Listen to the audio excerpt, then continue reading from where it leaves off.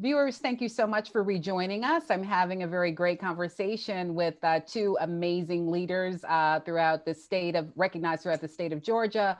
One is a mental health practitioner, clinician. She is Dr. Tracy Knighton of Nova Counseling, and then none other than President Marion Fedrick, who leads the Albany State University. Ladies, thank you for joining me again for this part two of this very timely and important discussion. Dr. Knighton, before we took a break, I was asking, why is there such a shortage of mental health clinicians, practitioners in this area? And then certainly phenomenal people like yourself who look like the three of us on this platform. I used to think it was because a lot of people just didn't want to come to the field of counseling, but I recently found out that that's not necessarily the case. I've run into a lot of individuals who have gone through the curriculum, who have graduated from our schools with the degrees, but they're so afraid of taking the test. And I'm finding out that even in my previous life as a high school counselor, um, just keeping them encouraged to understand that you have a master's degree in psychology, you have a master's degree in counseling. Listen, a test should not stop you from living your dream of being a therapist. And quite naturally, the tests are not designed for people of color to successfully pass them. And so it's been my goal the past 2 years that people that I know who've gone through school to help them study for this test, because it is so needed to have people that look like us to be in this field, not only in this field, but in this field getting paid. That's the thing. We can't do this work voluntarily. Our counterparts who are other persuasions, they get paid their full amounts. So that's been my push, is to make sure that if you're going to graduate with this type of degree, and if this is what you really want to do, then fulfill the full dream. And the full dream requires you to not be frightened by a test that keeps you bound. So let's do what we need to do to recruit these individuals. And I also encourage them to not stop at a bachelor level. I also encounter people that say, "Oh, I want to be a therapist." Well, it's not too much you can do with a bachelor's degree in psychology. So what does that really look like? My doctorate degree is in counseling psychology, but again, it's a doctorate degree and I'm licensed. So putting that together to help people to get into this profession, that's what we have to be crystal clear on, because a lot of times they think, oh, I can just go get a bachelor's degree in psychology. No, there's a little bit more to that. And so just making sure that people who have this dream of being able to help in this mental space and help individuals live a fulfilling life mentally, physically, emotionally, and spiritually, we've got to do a better job of marketing what those requirements are. And not only that, helping our students be prepared for the licensure exams that follow. Yes, yes. Thank you. I hadn't even thought of that. I don't know, President Fedrick, I don't know if you realized that. I didn't know what the hesitation or reservation was, but that makes perfect sense. And that happens in so many different So disciplines many. where Right. there's a standardized test. It's almost used as a gatekeeper, if you will. Mhm. And the president has talked about this on several different occasions, how it starts as early as, grade one, One. certainly in those Yes. middle school years, where it is intrinsic or a part of their whole system in preparing students on how to take an exam, how to Mhm. study. And that is so missing in a lot of public institutions. Right. Um, Not a knock, but then yes, a knock against that, because then you start talking about resources, but it starts having then a ripple effect. Mhm. And so here we are today, where I don't even want to know if you are the only African American in this community, but I dare say that you probably are in the no. I'm Okay, not. No, it's a handful of us, but a it's handful. a Okay, small handful. yeah, yeah. It's One, one, definitely a one small hand. We can handful. use one hand. Yeah. But thank you for sharing that, President. The wheels in my head started turning. I was like, okay, now how can we get her, as if you aren't stretched enough, and start getting before our students, because that's huge. Yeah, getting the degree, and that's a big part of it. But there's a next step and the next step. And I loved your point about bringing it to full fruition, your Exactly. dreams. Yes. Good deal. Thank you for that. So, before we talk about the wonderful collaboration that we have going on, you will not get out of this homework assignment that I assigned you, and so I'm going to start with my boss, who I stay on quite a bit because she's so busy, Dr. Knighton, telling everybody else, "Did your best? You need to do this. How you feeling today?" So, we need to know if you're practicing what you preach. What do you do to step away from it? This will be a good time to take a break from the show. Did you hear that long pause? I know. You know what? So you know what? I will start with full transparency. I so need help in that area. Okay. I will step out and say, full confession, I need help with that. I drive. I am one of those type A personalities that when when it gets tough, it's let's get at it. We can make this happen. And I'm extremely blessed that I have people around me, like Dr. Wilson, that they make it happen. And so I know my stress gets on top of their stress. So they're stressed and I'm stressing them even more. What I am trying to be very cognizant of, especially now with so much going on, is that there are small things that I want to do. I do not want to, stay plugged in until 10, 11, 12 o'clock at night, because that's the norm for me. And so that's what I'm used to. And so small things I've done, like do not text after 9 o'clock, if you can at all help, unless it's an emergency, don't do it, right? I had agreed with my cabinet. I failed miserably, but at one point it was, I'm not going to text you before 8 or 9 o'clock. Probably failed on their part more than mine, but I will take the blame for it on that. But family, I have a 14-year-old, and spending time with her, playing basketball in the yard. I know people probably are getting such good chuckles out of me out there trying to play basketball with my daughter, walking with my husband, just trying to spend some of that time decompressing. And I think it's really important. And one of the things I will say is that it took me some time to really give myself permission to be able to do that. And I'm still working on that. And that's something I have to work on every day. And so I want to see, especially women, because we want to take care of the babies, take care of the husband, take care of the friends, take care of the family at home, take care of the job. We want to do all that. And we do all of that. But we should also be about us as well. And how do we take care of ourselves? So I'm still working on it. And I promise next show I will have a whole list of things that I'm doing to take care of myself. And I actually welcome people to give me some ideas on what I should be doing. I really do. Okay, good deal. Yeah. Accountability. I'll right. make sure that I'll have a whole legion of people in line to help with that. Dr. Knighton, I'm curious to hear what you do. You, like the president, you have your hands in so many different things. And like the president, and that's your business, that's your life, where people come and then share and divulge and all of that. And so how do you then step away and then not absorb that, because you're human, and then you have your own life to live? I am a water baby. I love the beach, love the beach. So every couple of months, my husband says I get an itch. He can just about tell when it's time for me to go to the beach.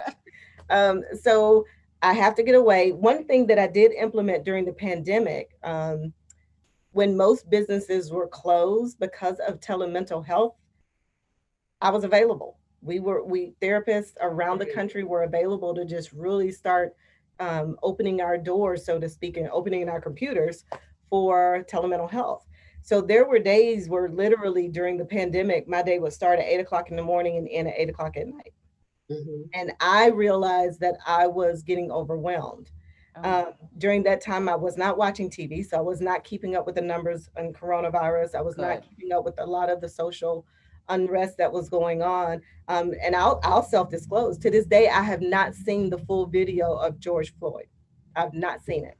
One of the conversations I was having with my husband was that I have to be really guarded, Yes. because with people telling me what's going on with them and me helping guide them through their issues, I have to be ready to help. And being ready to help as a healer, we have to make sure that we guard what we take in.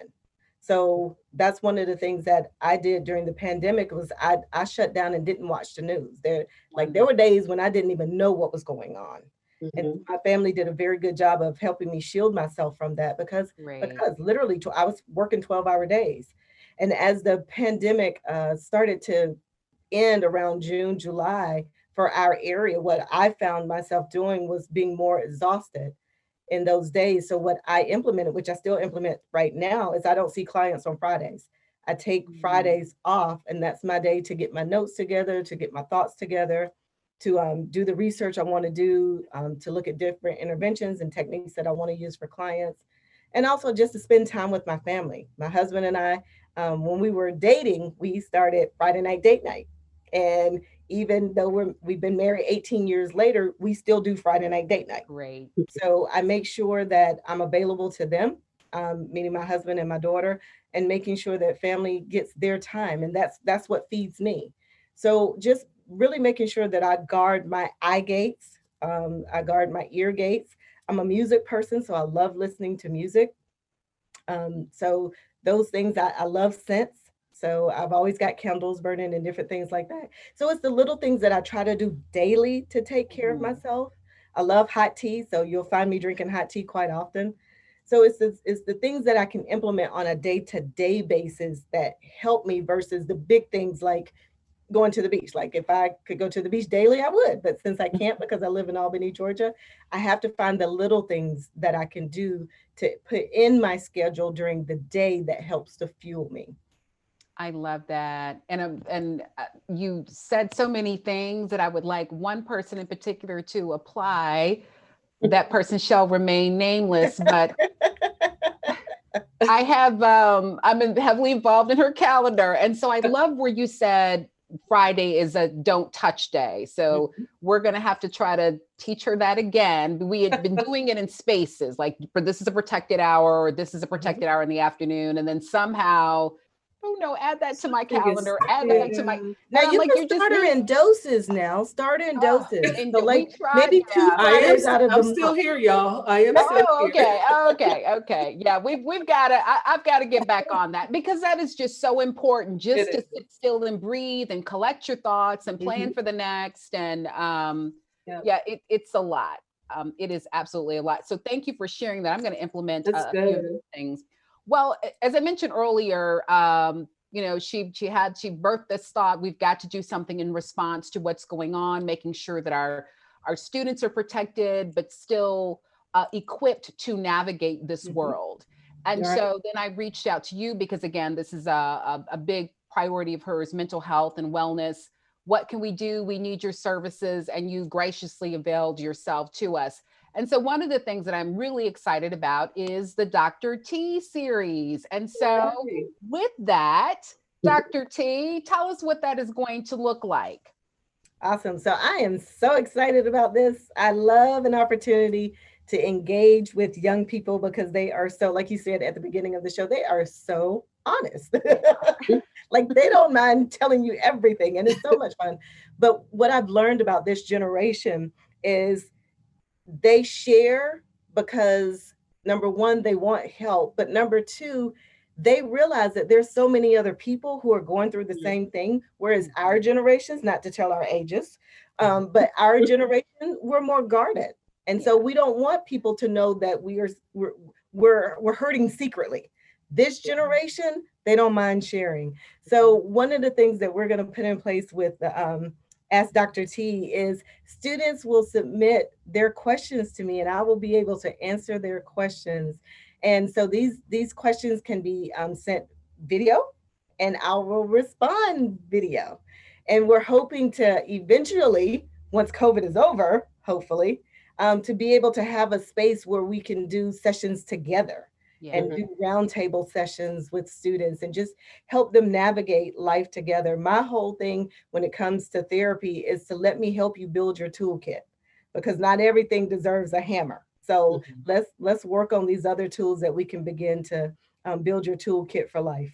Very good. President, as you know, we opened up the door, and so our student affairs leadership reached out to the students, and I was a little, again, in that age group where I'm like, are they really going to say anything? And did they ever? Some of them we had to say, okay, we're going to put a silhouette of you up, put your question out, just for the sake of privacy, but they were very forthcoming, those that we have received thus far.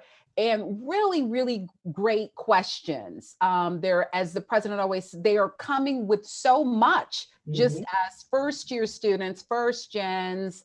This may have been the first time that they're away from home. I mean, it's just a mixed bag on top of a pandemic, on top of the social unrest. So it's just a lot. So we had a lot of questions about anxiety and how do I support a friend?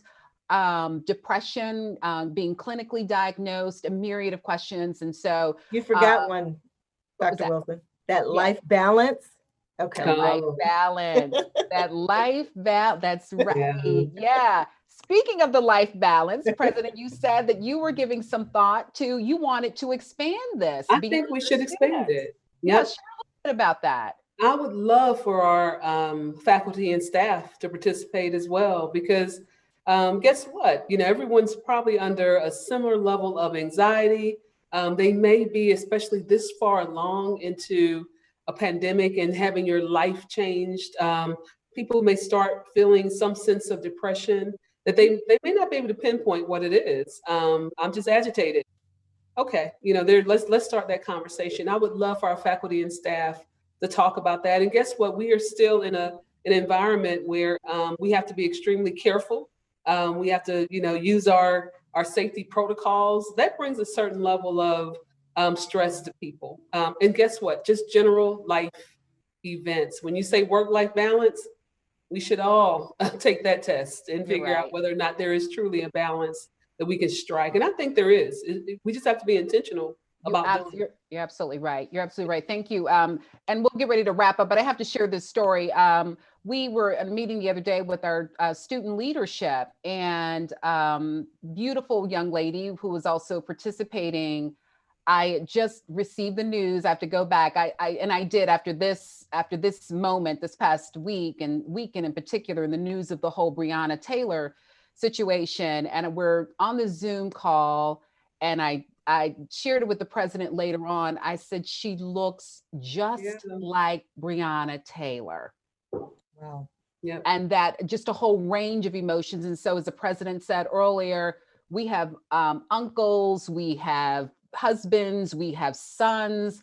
And so there could have been my child or mine. And in this particular case, my daughter had celebrated her, or just celebrated her 24th birthday, as Breonna should have celebrated hers. And so my mind just started racing. So when I shared that with the president, because I had to depart from the call for a little bit to get myself together. And so sharing with that, she says, you need to shut down for the weekend. And I was appreciative of that.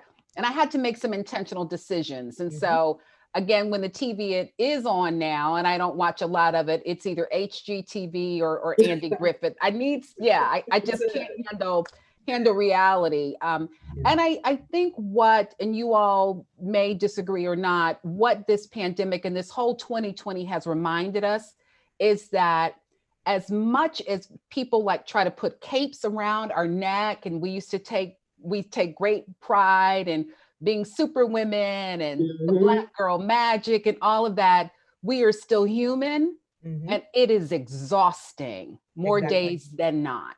Exactly. Yeah. And it is. I was going to write a book that said Superwoman is tired. Say it again. I said I was going to write this book titled Superwoman is Tired. Yeah. Because after a while, it is exhausting. And as women, we lack boundaries, and not in a negative sense, but just our nature is to nurture. And as nurturers, our boundaries are often blurred. Some of us don't have boundaries because we're always giving. And the illustration that I give to people is, if I'm going to give you a candy jar, if I have a candy jar sitting on my desk and I empty the candy jar and then I hand it to you and I say, hey, can I get a piece of candy? You're going to tell me there's nothing in the jar. And that's how we are as women. We can't give what's not in us. So we have to Mhm. make sure that we're pouring into us so that we can give to others. Very That's good. right. Very good. President, you were going to say something? No, I was going to say, as women, as people, we have to also realize that it is okay to take that cape off and sit down somewhere and just take a breath. And that's okay. We are, and you know what? We are super women. I mean, we are. But we also got to be that same superwoman to ourselves that we are to everyone that we try to help. That's the only way, and this is the way I trick my mind into thinking about it. That's the only way I can continue to help. Is Mhm. if I am good to me, then I can be good to everybody else. And if not, it is exhausting. It It is. is exhausting. It is. It is. Well, good.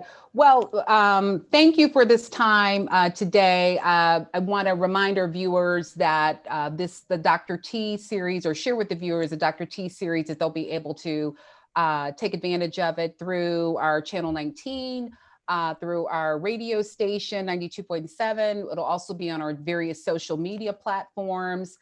Because what we know is when one person is feeling that way, there are probably hundreds and thousands that are also feeling that way. And so the goal is to certainly to educate, but to give people permission to be human, but to be responsible with their own mental health, their own wellness, and to take action. It is okay. We have great counseling services available here to our students. It's just a matter of making an appointment. And what I love, and I'm very transparent, I have gone to see Dr. Knighton on a couple different occasions, my family, because you sometimes just need that someone objective that is Right. professional to kind of help you walk through this journey and this process. And then, of course, at times I just slip into that where my boss is my therapist sometimes too. I'm like, did you hear? It Did goes you? both ways. and she brings me back. But I am super excited about this collaboration. And regardless of the fact that the pandemic and the social unrest was a catalyst and ushered it in, we're going to take advantage of it and say thank you for that reason. So I'm excited about future collaborations and certainly about this Dr. T series.